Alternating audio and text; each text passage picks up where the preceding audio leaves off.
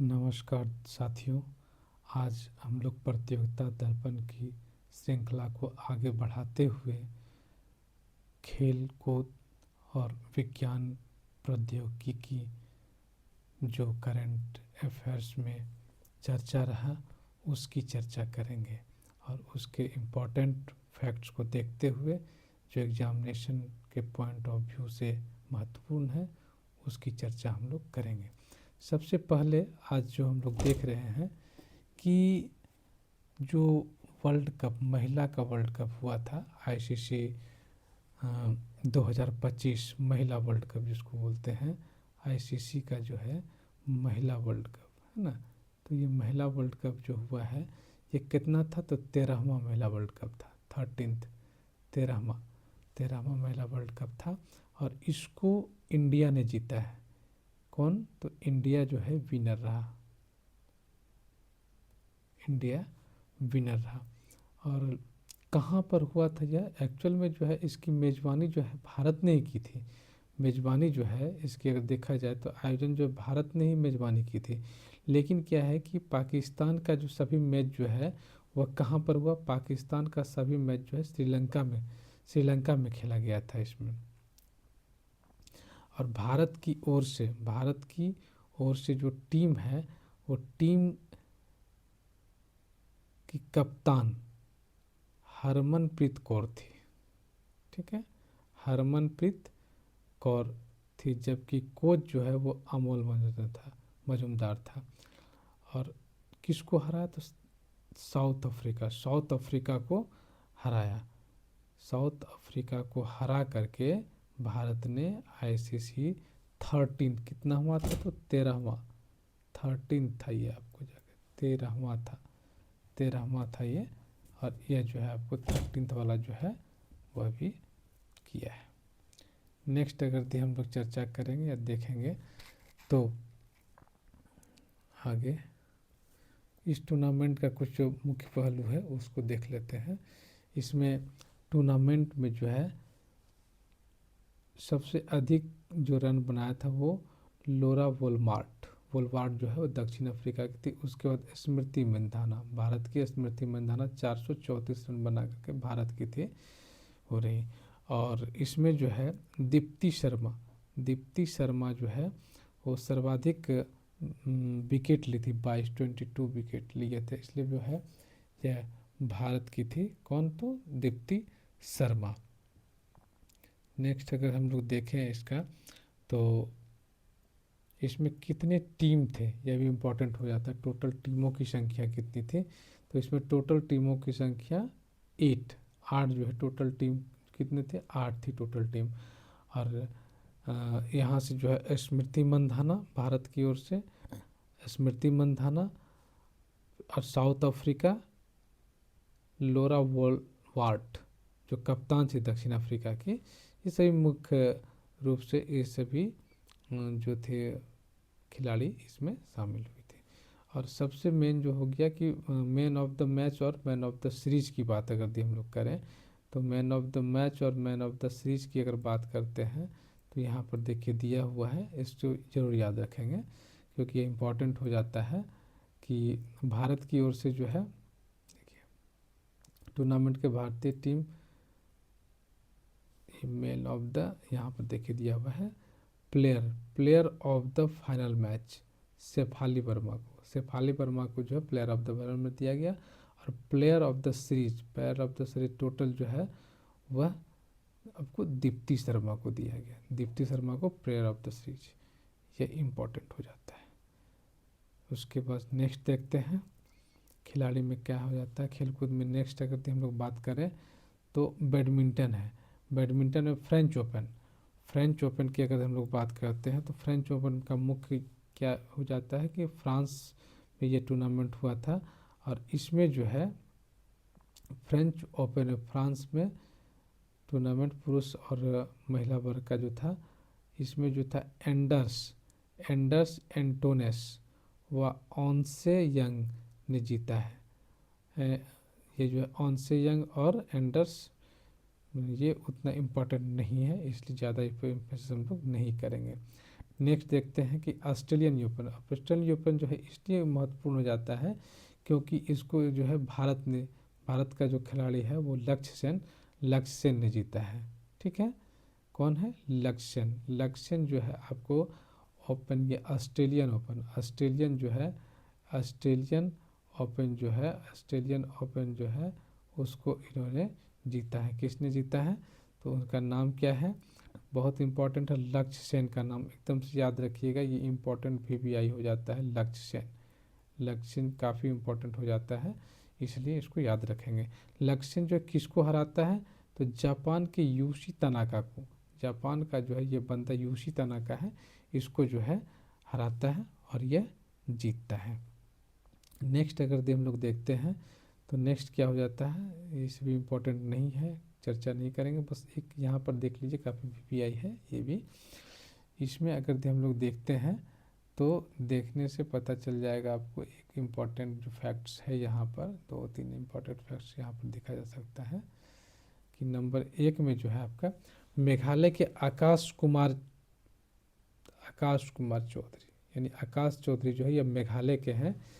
यह जो है एक ओवर में 6 छक्का लगाने वाले तीसरे बल्लेबाज बन गए, विश्व के तीसरे बल्लेबाज, इसलिए इंपॉर्टेंट हो जाता है। कौन है? आकाश चौधरी जो तीसरा बल्लेबाज हो गया, तीसरा विश्व का, मतलब 6 बॉल पर जो है ये 6 छक्का लगाया।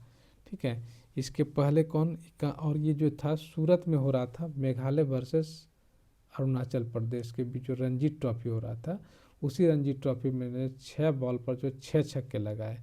इससे पहले जो है विश्व वर्ल्ड रैंकिंग का हम बात करते हैं वर्ल्ड लेवल पर, तो प्रथम श्रेणी में उनके पूर्व जो है पहले 6 छक्के लगाने वाले ये गैरफील्ड था, और एक गैरफील्ड था, और सोवर्स, और जो है रवि शास्त्री, ये सभी थे, लेकिन ये तीसरे बल्लेबाज हो गया है, ये इम्पोर्टेंट हो जाता है। फिर अगर हम लोग बात करते हैं कि दृष्टिबाधित महिला जो है ये दृष्टिबाधित वाला एक मैच हुआ था विश्व कप महिला का, ये कौन सा है देख लीजिए, इसको बहुत इंपॉर्टेंट है क्योंकि ये दृष्टिबाधित का है ऐसे, लेकिन इम्पोर्टेंट बन जाता है ये भी, है ना। इसमें देखिए, दृष्टिबाधित महिलाओं से पहले जो T20 विश्व कप का खिताब भारत फाइनल ने नेपाल को 7 विकेट से हराकर अपने नाम किया है। इम्पोर्टेंट हो जाता है क्योंकि ये पहली बार है, दृष्टिबाधित है, दृष्टिबाधित का T20 पहला जो है T20 विश्व कप जो है नेपाल को हराया और भारत जीता। इसमें कुल जो है 6 देश शामिल थे, ये इम्पोर्टेंट इतना ही है, इससे ज़्यादा इम्पोर्टेंट कुछ खास नहीं है। इसमें 1-2 पॉइंट और देख लीजिए कि इसका जो कैप्टन है दृष्टिबाधित वाला का, वो है दीपिका टिशी जो है वो इसका कैप्टन है, और श्रीलंका इस कैप्टन है। श्रीलंका के प्रधानमंत्री हरिने अमरसूरिया ने जो है यह जो है ट्रॉफी जो है प्रदान किया, किसको? तो भारतीय टीम को, दृष्टिबाधित भारतीय टीम को। नेक्स्ट अगर हम लोग देखते हैं तो यहाँ पर ये सब इम्पोर्टेंट नहीं है, एक छोटा सा फैक्ट है, इसको देख लीजिए। दबंग दिल्ली, मतलब जिस तरह से IPL होता है उसी तरह से कबड्डी की भी श्रृंखला की गई है। इसको मार्शल स्पोर्ट्स के तत्वावधान में प्रो PKL कहा जाता है इसको, ठीक है ना, प्रो कबड्डी लीग जिसको है, जिसका 12वां संस्करण था, और जिसका 12वां संस्करण था, और यह दबंग दिल्ली ने जीता। तो यह 8वां संस्करण जो है वो दबंग दिल्ली ने। पटना पायराइट्स बाय, इसमें एक इम्पॉर्टेंट फैक्ट्स है, Patna Pirates by Jaipur Pink Panthers के पश्चात 2 या अधिक बार यह खिताब जीतने वाला दबंग दिल्ली तीसरा टीम बन गया है। मतलब 2 बार जो है, इससे पहले पटना पायराइट्स और जयपुर पिंक पैंथर जो है 2 बार ये खिताब जीत चुका है, और ये तीसरा हो गया दबंग दिल्ली की, तीसरा हो गया जो कि 2 बार यह खिताब जो है जीता है। ठीक है, नेक्स्ट अगर देखते हैं तो महिला कबड्डी विश्व कप, ये भी इम्पोर्टेंट है क्योंकि भारत जीतेगा जो भी, वो इम्पोर्टेंट हो जाएगा। आपको देख लीजिए, भारत हो गया महिला विश्व कप, महिला जो था विश्व कप कबड्डी जो है, ये दूसरा विश्व कप कबड्डी बांग्लादेश के ढाका में हुआ। कहाँ पर हुआ? ढाका में काफ़ी बाद में चल रहा है, अभी बांग्लादेश का ढाका पता ही है आप सभी लोगों को, इसलिए यह भी काफ़ी इम्पोर्टेंट हो जाता। और जीता कौन है इसको, तो जीता है आपका कौन, भारत ने जीता, तो ये BBI हो गया।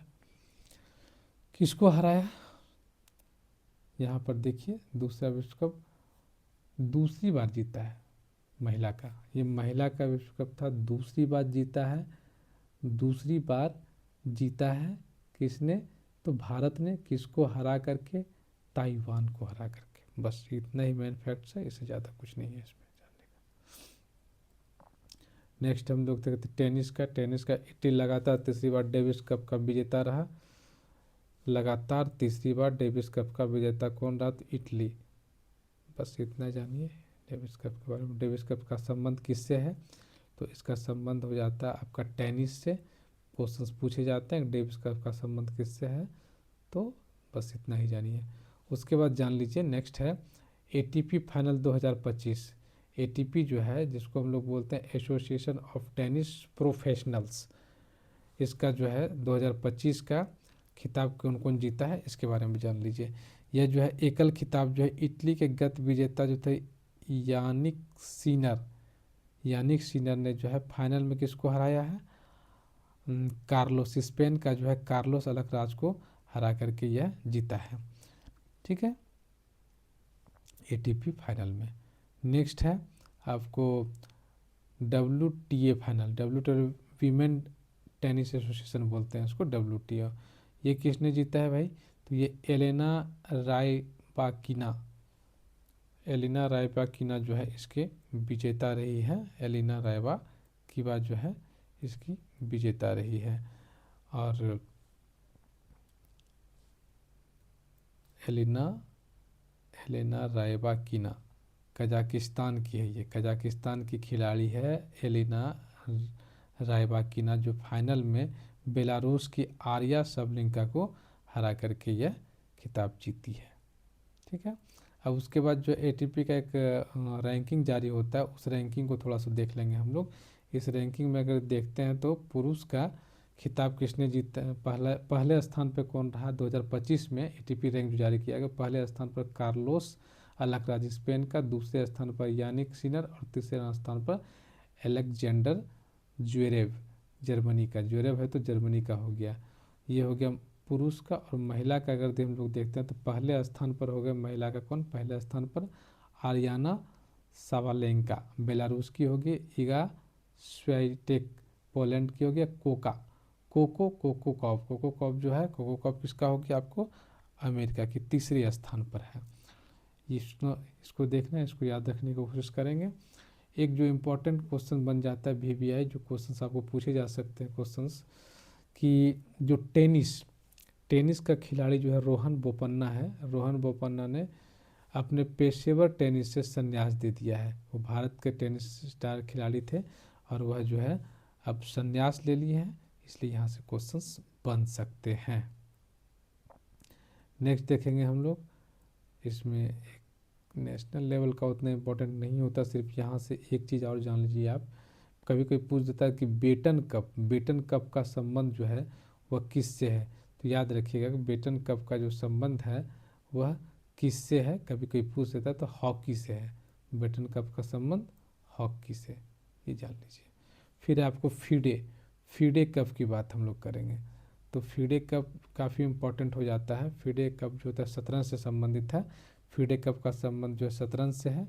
और विश्व कप का 11वां संस्करण था, ये 11वां संस्करण कहाँ पर हुआ, तो ये गोवा के पणजी में हुआ था। और इसका जो खिताब है वो खिताब जो है उज्बेकिस्तान के युवा ग्रैंड मास्टर जावोखिर सिंडारिव जो है ने फाइनल में वेईयू, चीन का जो है वेईयू, इसको हरा करके जीता है फीडे कप, इससे ज़्यादा कुछ नहीं। अब नेक्स्ट हम लोग देखेंगे विज्ञान और प्रौद्योगिकी में जो इम्पोर्टेंट फैक्ट्स है उसकी चर्चा करते हुए आगे बढ़ेंगे। सबसे पहले हम देखते हैं कि भारत सरकार का एक युवा AI फॉर ऑल एक प्रोग्राम चला गया है इसके बारे में। ये मैती हो गया क्या, ministry of electronics and IT, मतलब हो गया इलेक्ट्रॉनिक्स एंड मैती हो गया इलेक्ट्रॉनिक्स और सूचना प्रौद्योगिकी मंत्रालय के द्वारा कार्यान्वित किया गया है।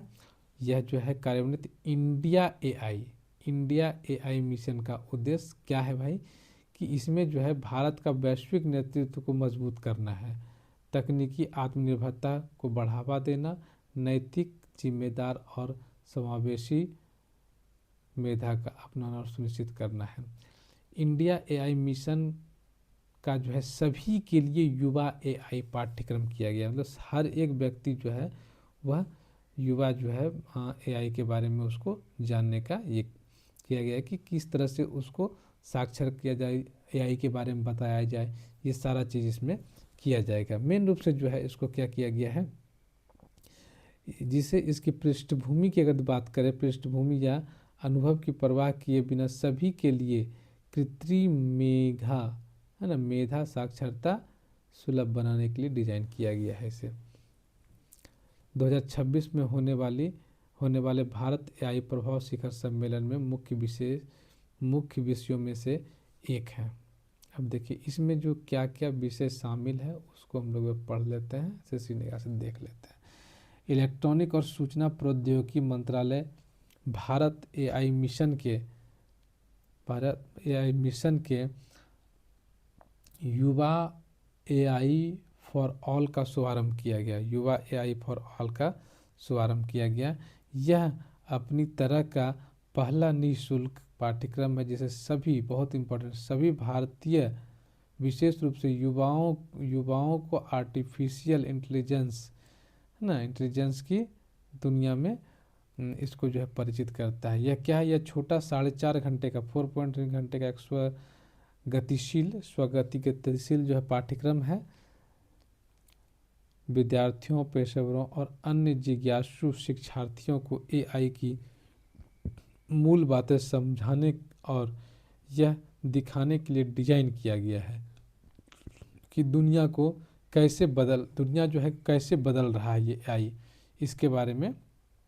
अब देखिए एआई, युवा एआई फॉर ऑल, यही है ना पाठ्यक्रम का प्रमुख जो क्या उपलब्धि है कि फ्यूचर स्किल्स प्राइम होगा, आईगॉट कर्मयोगी है, अन्य लोकप्रिय एडडेक यानी उन्नत प्रौद्योगिकी पोर्टल्स, ये सभी है इसमें, इसको देख लेंगे। फिर अगर हम लोग नेक्स्ट चर्चा करें इससे क्या क्या है, तो देखिए इसका मॉड्यूल जो है, इस मॉड्यूल में क्या क्या हो जाता है इस चीज़ को देखिए आप, है ना। इसमें अगर हम लोग देखेंगे मॉड्यूल के बारे में, यह क्या क्या, यह जानना है कि कृत्रिम मेधा जो है वास्तव में क्या है और किस प्रकार के काम करता है, यह जानना है। इसमें जानना है कि एआई शिक्षा, रचनात्मकता और काम को कैसे बदल रहा है, इस चीज़ के बारे में जानना है। फिर यह भी समझना है कि एआई उपकरणों का सुरक्षित और दायित्वपूर्ण रूप से कैसे इस्तेमाल किया जाएगा, दायित्वपूर्ण रूप से कैसे इसका इस्तेमाल किया जाता है, इसके बारे में भी जानना है। फिर भारत में एआई के बेहतरीन और वास्तविक उपयोग के उदाहरण को देखेंगे हम लोग। फिर एआई का भविष्य देखेंगे और इससे संबंधित आगे आने वाले अवसरों पर एक दृष्टि डालने की बात भी की गई है। युवा एआई सभी के लिए क्यों जरूरी है, इसके बारे में भी इसमें बात कही गई, क्योंकि ये जो युवा फॉर ऑल 100% मुफ्त है, 100% ये मुफ्त है, इसलिए सभी के लिए यह ज़रूरत है, 100% मुफ्त हो गया। आपको अपनी गति से कभी भी कहीं भी सीखने की सुविधा मिल जाएगी, इसलिए सभी को ये आराम से कहीं भी मिल जाएगी। इसमें जो है शिक्षार्थी भारत सरकार का प्रमाण पत्र प्राप्त कर, जो भी उसमें शिक्षार्थी मतलब शिक्षा के उसके ग्रहण करेंगे, जो उसके बारे में जानेंगे, उसको एक प्रमाण पत्र भी दिया जाएगा। कौशल उपलब्ध कराएगा जो युवाओं को भविष्य के लिए तैयार करेगा। कुल मिला के अगर हम लोग देखें तो इसमें भारत के कृत्रिम मेधा संचालन राष्ट्र बनाने के लिए यात्रा का एक हिस्सा होगा। भारत में एआई भविष्य का निर्माण, बहुत इंपॉर्टेंट, भारत में एआई भविष्य का निर्माण क्या होगा इसके बारे में। कुल मिलाकर देखा जाए तो यह पहल के साथ मैती ने कहा है कि इसके तहत जो है लक्ष्य है कि 1 करोड़ यानी 10 मिलियन नागरिकों को जो है एआई के बारे में पूरी तरह से जानकारी दे दिया, सजग कर दिया जाए। एआई क्या है, फिर उसको स्कूल में, विश्वविद्यालयों में, हर जगह इसको जो है अनिवार्य करके पढ़ाया जाए एआई को, इसलिए यह इम्पोर्टेंट हो जाता है। नेक्स्ट है आपको वैश्विक टीबी। वैश्विक टीबी की अगर हम लोग बात करें हैं, वैश्विक टीबी रिपोर्ट जारी हुआ है आपको 12 नवंबर 2025 को, सॉरी 2025 को विश्व स्वास्थ्य WHO का वैश्विक टीबी रिपोर्ट जारी हुआ है। इसमें बहुत ज़्यादा जानने की हमको आवश्यकता नहीं है, सिर्फ इतना जान लीजिए कि भारत में जो टोटल टीबी, विश्व का टोटल टीबी का जो 25% भारत में पाया गया है 2025 में। ये इम्पोर्टेंट हो जाता है, टोटल टीबी जितना है उसका 25%। फिर थोड़ा सा टीबी के बारे में जान लीजिए क्या होता है। ये फैक्चुअल क्वेश्चंस हैं, यहाँ से बनते हैं क्वेश्चंस जो ट्रेडिशनल टाइप के क्वेश्चंस हैं। टीबी माइक्रो बैक्टीरियम ट्यूबरकुलोसिस नामक जीवाणु के कारण होता है, पता है। और यह एक क्षय रोग के नाम से भी जानते हैं इसको। और यह इसका जो है प्रतिवर्ष जो है 24 मार्च को विश्व क्षय रोग दिवस मनाया जाता है। और आपको सभी को पता होना चाहिए कि रॉबर्ट कोच जो है 1882 में, चूँकि उसी दिन चिन्हित किया गया क्योंकि जो है रॉबर्ट कोच ने जो है इसके टीबी के जीवाणु के बारे में खोज लगाया था। इसलिए 2025 का जो है इस टीबी उन्मूलन का जो विषय है वह है, हाँ हम टीबी को समाप्त कर सकते हैं, प्रतिबद्ध हो, निवेश करें, परिणाम दें। ये इसका जो है मेन थीम है 2025 का। नेक्स्ट हम लोग देखते हैं, इसमें सिर्फ जान लीजिए कि आर्कटिक द्वीप पर डायनासोर युग के समुद्री सरीसृप निवास स्थान में 30,000 से अधिक जीवाश्म की खोज की गई है। बस इतना ही जानकारी रखें, इससे ज़्यादा इसमें इम्पोर्टेंट कुछ है नहीं। नेक्स्ट अगर हम लोग बात करेंगे तो यहाँ पर हो जाएगा आपको एक है पर्मियन काल। पर्मियन काल कभी कभी पूछ दिया जाता है, ये ट्रेडिशनल टाइप में है। तो पर्मियन काल जो होता है पृथ्वी के इतिहास का एक युग था जो लगभग 299 मिलियन से 252 मिलियन वर्ष पहले तक का काल है, जिसको इसमें पार्शियन काल कहता है। यानी कि इस युग को हम लोग जो बोलते हैं पैलियोजोइक महाकाल का अंतिम काल इसको जो है माना जाता है। और ये इसे जो है इसका जो है क्योंकि इसके अंत में जो पृथ्वी का सबसे बड़ा सामूहिक विलुप्तीकरण की घटना इसी में हुई थी, इसलिए इसे महाविनाश या पार्मियन ट्राइसिस विलुप्त भी कहा जाता है। बस इतना जान लीजिए, इससे ज़्यादा और कुछ इम्पोर्टेंट नहीं है। वेलम हेल्थ एक्शन प्लान सिर्फ जान लीजिए, छोटा सा, कुछ है नहीं इसमें ज़्यादा कुछ। BHAP बेलम एक्शन प्लान जलवायु परिवर्तन पर संयुक्त राष्ट्र फ्रेमवर्क कॉन्वेंशन UNFCCC COP30 के अध्यक्षता कर रहे ब्राज़ील ब्राज़ील 13 नवंबर को बेलम हेल्थ एक्शन प्लान की जो अध्यक्षता जो किया पूर्ण रूप से। यह अंतर्राष्ट्रीय जलवायु अनुकूलन फ्रेमवर्क प्रोग्राम है। मतलब इस पे जो है मेन रूप से ये जलवायु जो परिवर्तन हो रहा है इससे संबंध रखता है, किस तरह से इस पर नियंत्रण किया जाए, इसके बारे में से संबंधित रखता है। बाकी इसमें ज़्यादा कुछ नहीं है। नेक्स्ट अगर हम बात करते हैं इम्पोर्टेंट फैक्ट्स की, तो इसमें जो मेन इम्पोर्टेंट फैक्ट्स यहाँ है, देखिए DNA, अबाउट द DNA। हाँ, एक नहीं, एक और भी है यहाँ पर। ये है एन्सेफेलोमायोकार्डिटिस वायरस। ये क्या है भाई वायरस? ये वायरस जो है ये आपको अभी जो है सुर्खियों में रहा है। इस वायरस का नाम क्यों रहा है? क्योंकि दिल्ली के जियोलॉजिकल पार्क का एकमात्र हाथी था शंकर का चूहा से होने के, शंकर का जो है ये इस वायरस के कारण जो है मृत्यु हो गया, इसलिए वायरस चर्चा में रहा है। नेक्स्ट देखिए, नेक्स्ट ये इम्पोर्टेंट हो जाता है क्योंकि DNA संरचना के जो खोजकर्ता थे वाटसन, ये फिजियोलॉजी और मेडिसिन में नोबेल विजेता, उनको 1962 में जो है नोबेल विजेता भी थे वाटसन, उनकी जो है मृत्यु हो गई है, इसीलिए इम्पोर्टेंट हो जाता है यहाँ पर। इसके दो थे, एक था 1962 में इनको जो है नोबेल प्राइज दिया था, मॉरिस विल्कन्स और फ्रांसिस क्रिक। फ्रांसिस क्रिक दोनों को जो है मिश्रित रूप से दिया गया था। डबल हेलिक्स रचना का जो इन्होंने खोज लगाया, पता लगाया था डीएनए के डबल हेलिक्स का, इसलिए इन्हें दिया गया था। उनमें से जो जेम्स वाटसन थे उनकी अभी मृत्यु हो गई है 97 ईयर्स की उम्र में। क्या खोज था भाई, ये डीएनए की खोज जो है वर्ष, अब इसका कुछ ट्रेडिशनल चीज़ें देख लीजिए। डीएनए की खोज जो है 1869 में हुई थी, और इसके जो है 1869 में इसकी खोज हुई थी, लेकिन वैज्ञानिकों को यह पता लगाने में वर्ष 1943 तक का समय लग गया था। ठीक है, 1943 तक का समय लग गया था। और वाटसन जो मुख्य रूप से इनके, तो उन्होंने क्या बताया था उसके बारे में जानिए। डीएनए डबल हेलिक्स क्या है भाई, इसको देख लीजिए एक बार। यह एक मुड़ी हुई सीढ़ी जैसी है, जिसे दो लंबे बहुलक, ये देख लीजिए यहाँ पर इसका दिया हुआ है, दो लंबे बहुलक है, पूरी इस तरह से है, इस तरह से किया हुआ है, ऐसे करके रहता है, और इसके बीच बीच में जो है डबल हेलिक्स जो है मॉडल रहता है। धागे एक दूसरे के तरफ लिपटे हुए हैं, काफ़ी इंपॉर्टेंट है, देख लीजिए एक बार, इसको नज़र डालिए। डीएनए का ये आकार दिया हुआ है, इसमें एडनिन, थाइमिन, सीटोसाइन, ग्वानिन और फॉस्फेट बैकबोन होता है, ये सारा चीज़।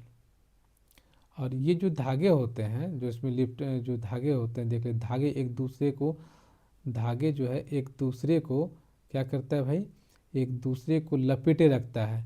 इसे शर्करा फॉस्फेट की रीढ़ से बने होते हैं, जो शर्करा फॉस्फेट का रीढ़ होता है उससे बना होता है, जो सीढ़ी के किनारे बनते हैं। इसके नीचे क्षार युग्म सीढ़ी के पायदान बनाते हैं, जो हाइड्रोजन बंधों से जुड़े होते हैं। यह संरचना आनुवांशिक जानकारी को कूटबद्ध करती है, और कोशिका विभाजन के दौरान डीएनए की प्राकृतिक यानी कि प्रतिकृति रिप्लिकेशन की सुविधा प्रदान करती है।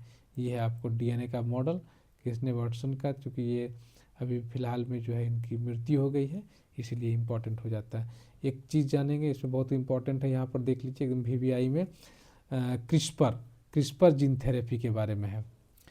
अभी चर्चा में रहा है क्रिस्पर, जिसमें 19 नवंबर 2025 को विज्ञान और प्रौद्योगिकी जो है मंत्री जो है जितेंद्र सिंह ने सिकल सेल, जिसको एनीमिया बोलते हैं, सिकल सेल बीमारी के लिए देश की पहली स्वदेशी CRISPR based gene therapy launch किया गया है। अभी क्या किया, ये थेरेपी का नाम जो है आदिवासी नाम बिरसा मुंडा के सम्मान में बिरसा 101 रखा गया है। इनकी 150वीं जयंती थी 15 नवंबर को, उसी दिन जो है इनका ये नाम रखा गया है। क्यों रखा गया है भाई, क्योंकि उनके सम्मान में, क्योंकि आदिवासियों को ये रोग पहले ज़्यादा हुआ करता था, इसलिए जो है उनके सम्मान में यह इनका दिया गया। यह सिकल रोग के कारण होता है। इसके आनुवांशिक उत्परिवर्तन को ठीक करने के लिए क्रिस्पर काफ़ी इम्पोर्टेंट है, क्रिस्पर CS9 जीन संपादन के लिए उपयोग करते हैं। ये हो गया सिकल सेल रोग का सिकल सेल रोग एक अनुवांशिक, सिकल सेल रोग क्या है भाई, एक अनुवांशिक रोग है। एक अनुवांशिक स्थिति के कारण शरीर की लाल रक्त कोशिकाएं जो है वो दरांती के आकार की हो जाती है तथा ऑक्सीजन ले जाने में कम सक्षम हो जाती है, इसलिए जो होता है इससे परेशानी होने लगते हैं जो पेशेंट होता है। इसमें क्या क्या होता है, रक्त कोशिकाओं का आकार भी रक्त प्रवाह में रुकावट पैदा कर सकता है, जिससे तीव्र दर्द, दीर्घकालिक दर्द, अच्छा क्षति हो जाता है, और एनीमिया, संक्रमण और स्ट्रोक जैसी समस्याओं को जन्म देता है। ये काफ़ी जो है घातक भी सिद्ध हो जाता है। और यह जो है थेरेपी ना केवल, अब इसको ठीक है वही जो क्रिस्पर जो है जो है